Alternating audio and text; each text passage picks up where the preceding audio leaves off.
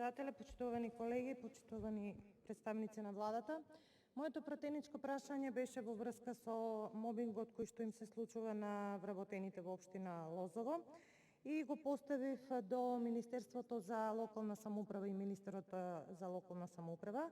Морам да бидам коректна во деловничкиот дел, каде што министерот за локална самоуправа иако има обврска да одговори 30 дена по поставеното прашање, одговори на вистина брзо, за разлика од други министри на кои што се уште чекам одговор.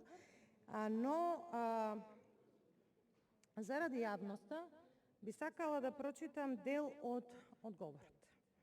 Државниот инспекторат за локална самоуправа постапува согласно надлежностите кои ги поседува, вршење надзор на законитоста на прописите на општината, како и постапката за нивно донесување, уредени со Законот за инспекторат за локална самоуправа, член 5, и нема надлежност за постапување во конкретниот случај.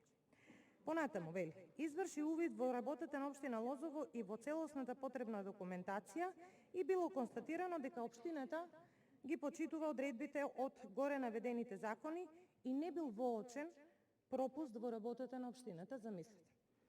По извршениот надзор, иако ненадлежни како инспекторат, градоначалникот ги запознал дека надлежните и одговорни инспекцијски служби како трудова инспекција и управна инспекција извршиле увид во актите на општината и постапиле по овој предмет.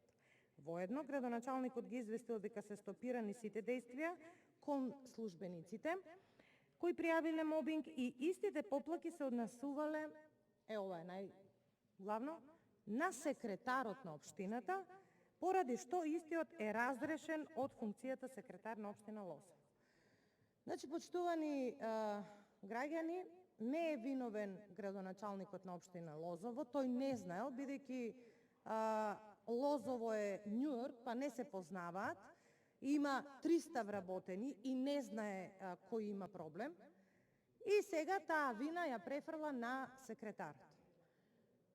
Општина Лозово има 12 вработени, од кои што 12 вработени, 8 јавно се пожалија на мобинг.